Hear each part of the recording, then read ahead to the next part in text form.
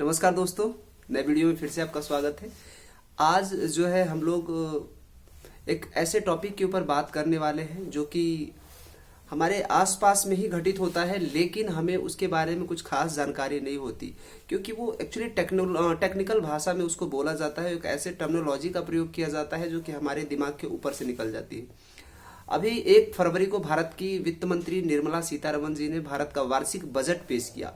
उस बजट में कुछ ऐसे शब्दों का प्रयोग किया गया जो कि डेली बेसिस पे सुनते हैं, लेकिन उसका मतलब हमें नहीं पता होता कि इसका मतलब क्या है। तो उन जो छोटे छोटे वर्ड्स हैं, अगर आप यहाँ पर समय थोड़ा सा देंगे तो बहुत सारी जानकारी आप यहाँ से इकट्ठा कर करके लेके जाएंगे, है ना। और आगे वीडियो में बने रहिएगा, चैनल को सब्सक्राइब कर लीजिएगा, वीडियो को लाइक कर दीजिएगा। अभी मैं आपको कुछ इतने अच्छी अच्छी जानकारियां बताने वाला हूं जिससे आपका मन खुश हो जाएगा और आपके जितने भी डाउट्स होंगे बजट से रिलेटेड कुछ शब्दों को लेकर के, वो सारे के सारे जो डाउट्स हैं वो दूर हो जाएंगे। तो अभी मेरे पास क्योंकि उतना बड़ा रिसोर्स तो है नहीं, तो मैंने नोट्स बनाया है और उसका जो है फोटो खींच करके रखा है फोन में ही। तो मैं उन शब्दों को बारी बारी से उनको एक्सप्लेन करूंगा और जहां जहां जरूरत लगी एग्जाम्पल दे करके समझाने का प्रयास करूंगा। ठीक है, चलिए देखते हैं। पहला शब्द क्या है? एनुअल फाइनेंशियल स्टेटमेंट, यानी कि वार्षिक वित्तीय विवरण। इसका मतलब क्या है? इसका मतलब सीधा सीधा बजट ही है। बजट को इंग्लिश में एनुअल फाइनेंशियल स्टेटमेंट कहा जाता है। इसका मतलब यह होता है कि सरकार कहां से कितना पैसा जुटाई है और कहां पर कितना पैसा खर्च करने वाली है। पूरे साल का वो विवरण बताती है कि एक साल में वह कितना पैसा कहां खर्च करेगी। जैसे रेलवे में कितना खर्च करेगी, डिफेंस के ऊपर वो कितना करेगी, ना शिक्षा के ऊपर कितना करेगी, स्वास्थ्य के ऊपर कितना करेगी, कृषि के ऊपर कितना करेगी। ये पूरा का पूरा जो है वो अपने बजट में बताती है। इसे ही कहते हैं वार्षिक वित्तीय विवरण, यानी कि वार्षिक वित्तीय विवरण, यानी कि जो धन है वो एक वर्ष में कहां कहां खर्च होगा, ये पूरा का पूरा बजट में बताया जाता है। अगर आर्टिकल के हिसाब से देखेंगे तो ये आर्टिकल 112 के अंदर में आता है।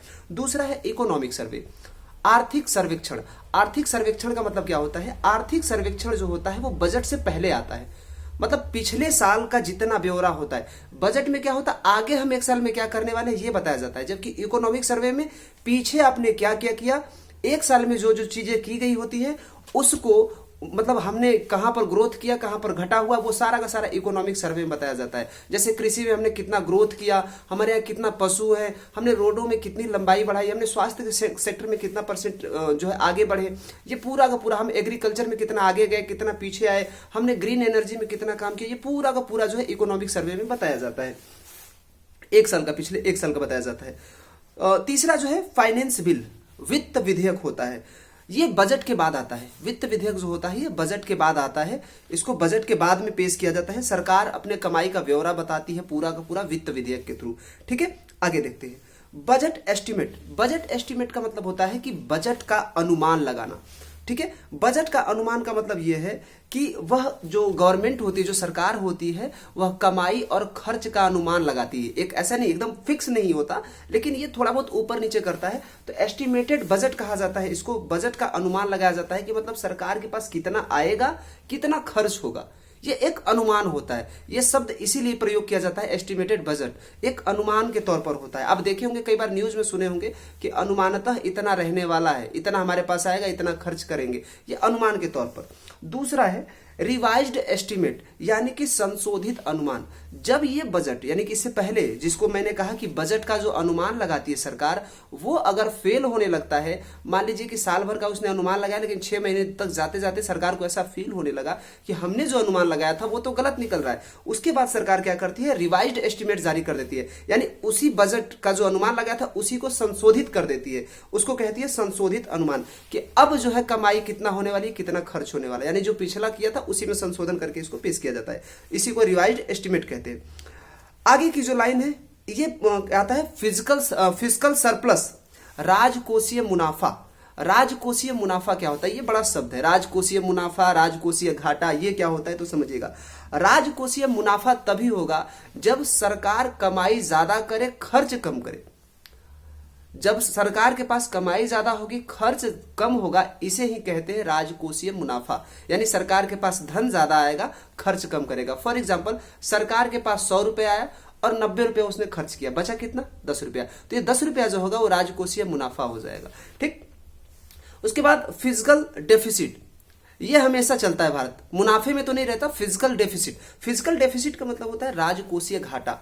राजकोषीय घाटा का मतलब क्या होता है, सरकार ने कितना कमाया और कितना खर्च किया। तो यहां पर क्या होता है कि इसमें कमाई कम होती है, खर्चा ज्यादा हो जाता है, इसीलिए क्या है, राजकोषीय घाटा कहलाता है। जैसे फॉर एग्जांपल सरकार ने 100 रुपए कमाए और 110 रुपए खर्च कर दिए, तो यहां पर घाटा कितने का हो गया, 10 रुपए का हो गया, है ना। तो यहां पर हमेशा यह ध्यान रखना कि राजकोषीय घाटा यह होता है कि सरकार पैसा जितना कमाए उससे ज्यादा खर्च कर दे, उसे राजकोषीय घाटा कहते हैं।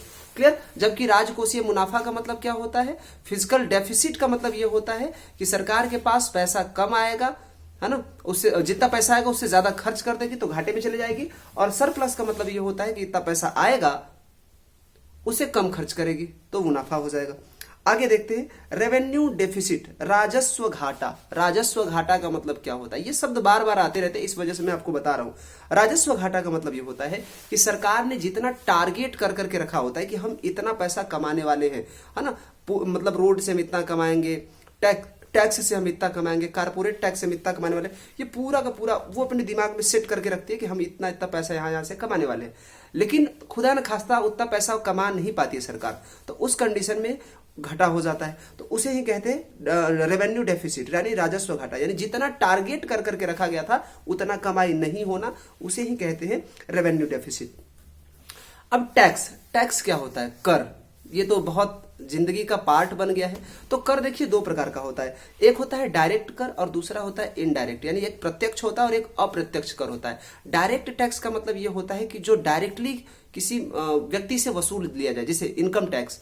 इनकम टैक्स आपकी सैलरी से ही काट लिया जाता है। दूसरा होता है कारपोरेट टैक्स, बड़ी बड़ी कंपनियों के ऊपर ये लगाया जाता है, कंपनी जैसा ही कुछ मुनाफा कमाती है उनके उसमें से काट लिया जाता है। और क्या, प्रॉपर्टी टैक्स, जैसे जमीन खरीदने के लिए जाएंगे या बेचने के लिए जाएंगे तो वहां से सरकार पैसे काट लेती है। तो ये सारे के सारे प्रॉपर्टी टैक्स, कारपोरेट हो गया या फिर जो है इनकम टैक्स हो गया, ये डायरेक्ट टैक्स कहलाते हैं। दूसरा होता है इनडायरेक्ट टैक्स। इनडायरेक्ट टैक्स वो टैक्स होते हैं जो हमें पता भी नहीं चलते और सरकार ले भी लेती है हमसे, जैसे एक्साइज।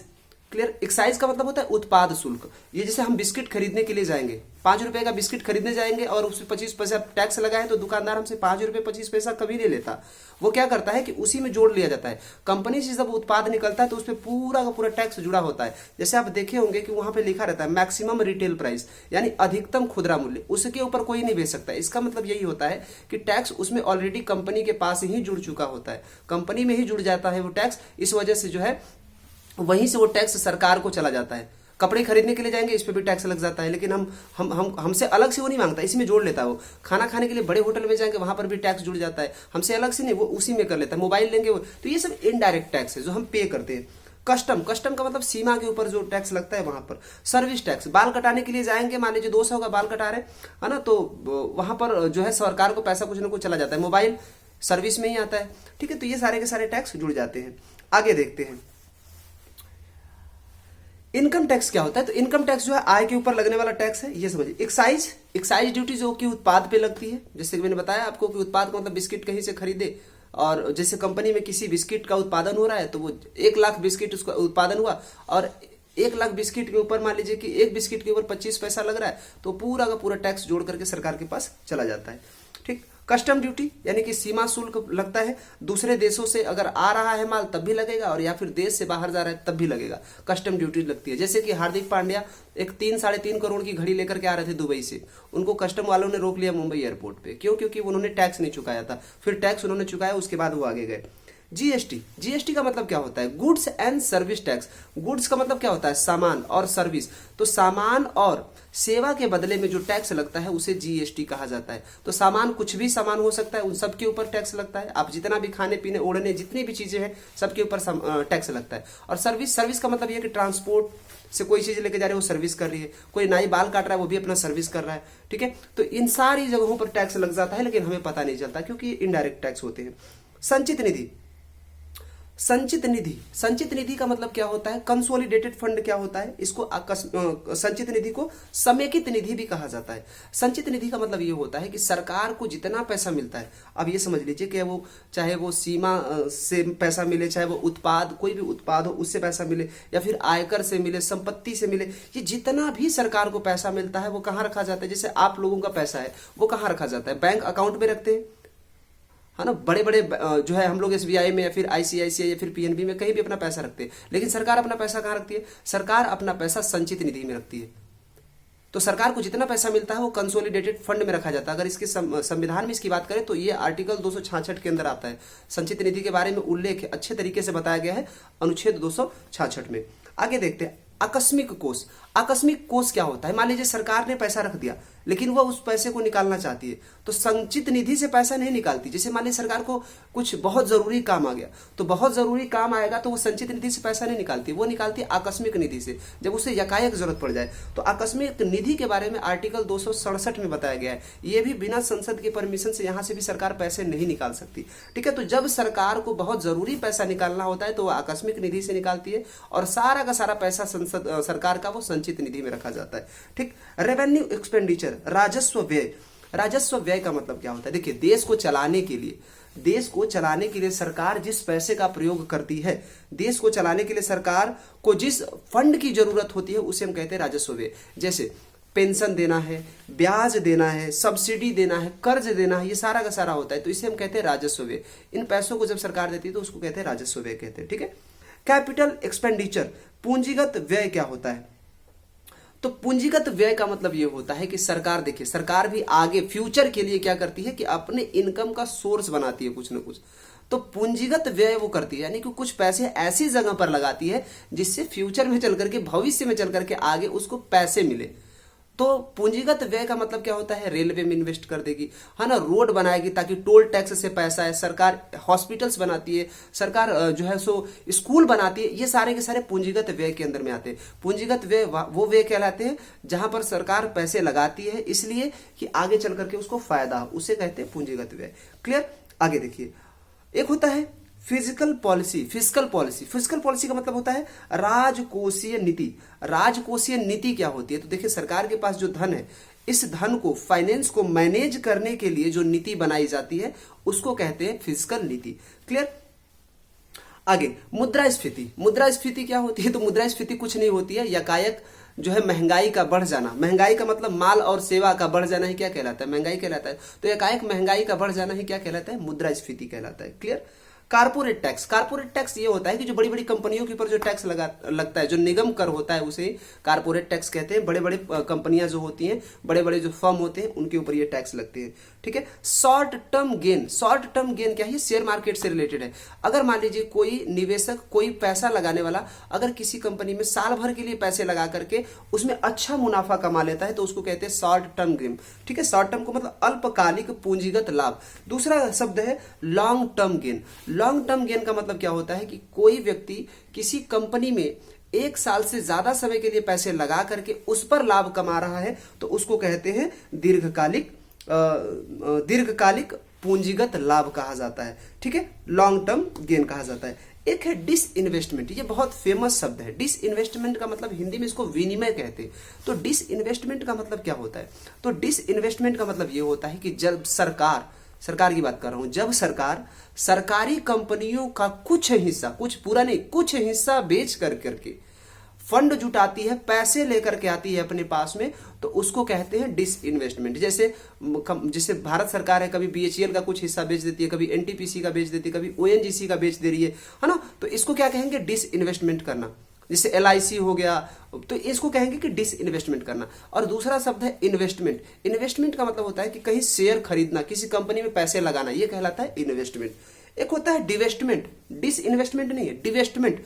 तो डिवेस्टमेंट का मतलब ये होता है कि जब सरकार किसी ऐसी संपत्ति को बेचती है जिसका कोई मतलब नहीं है, जैसे कि कहीं की जमीन है ना, या फिर कहीं की अपनी संपत्ति बेच रही है, वो पुरानी हो चुकी है, किसी काम की नहीं है, तो ऐसी संपत्ति को पूर्ण रूप से जब बेच करके सरकार पैसा कमाती है तो उसको डिवेस्टमेंट कहती है। और जब कुछ परसेंट हिस्सा बेच करके उसे लाभ कमाती है तो उसको डिसइन्वेस्टमेंट कहते हैं, जिसको विनिमय हिंदी में कहते हैं। ठीक है। आईपीओ क्या होता है? आईपीओ का मतलब यह होता है कि जब कोई भी कंपनी पहली बार शेयर मार्केट में कदम रखती है तो अपनी कंपनी को पूर्ण रूप से ग्राहकों के लिए खोल देती है कि आओ हमारी कंपनी के शेयर खरीदो। तो जब बाहरी लोगों को शेयर खरीदने के लिए पूर्ण रूप से बुलाया जाता है और बाहरी लोग आकर के कंपनी के शेयर खरीदते हैं तो उसको कहा जाता है आईपीओ, इनिशियल पब्लिक ऑफरिंग। ठीक। सेल कंपनी क्या होती है? सेल कंपनी का मतलब ये ऐसी कंपनी होती है जो फर्जी होती है, केवल कागज पर ही होती है, उनका वास्तविकता से कोई लेना देना नहीं होता है। खास करके ऐसी कंपनियां भ्रष्टाचार करने के लिए बनाई जाती हैं। ठीक है। टैक्स हेवन क्या होता है? तो टैक्स हेवन का मतलब ये होता है कि ऐसे देश या ऐसी जगह जहां पर टैक्स बिल्कुल नहीं लगता है, जहां पर जो है जो टैक्स को बड़े बड़े जो अमीर होते हैं अपने टैक्स को बचाने के लिए वैसी जगहों पर चले जाते हैं, वो ऐसी जगहों को हम टैक्स हेवन कहते हैं। तो उम्मीद करता हूं कि बहुत सारे शब्दों को मैंने समझाने का प्रयास किया, आप लोगों को चीजें समझ में आई होंगी। अगर समझ में आई हो तो वीडियो को लाइक कर देना, चैनल को सब्सक्राइब कर लेना। मिलते हैं किसी नए वीडियो में अच्छे टॉपिक के साथ, तब तक के लिए धन्यवाद, बाय बाय।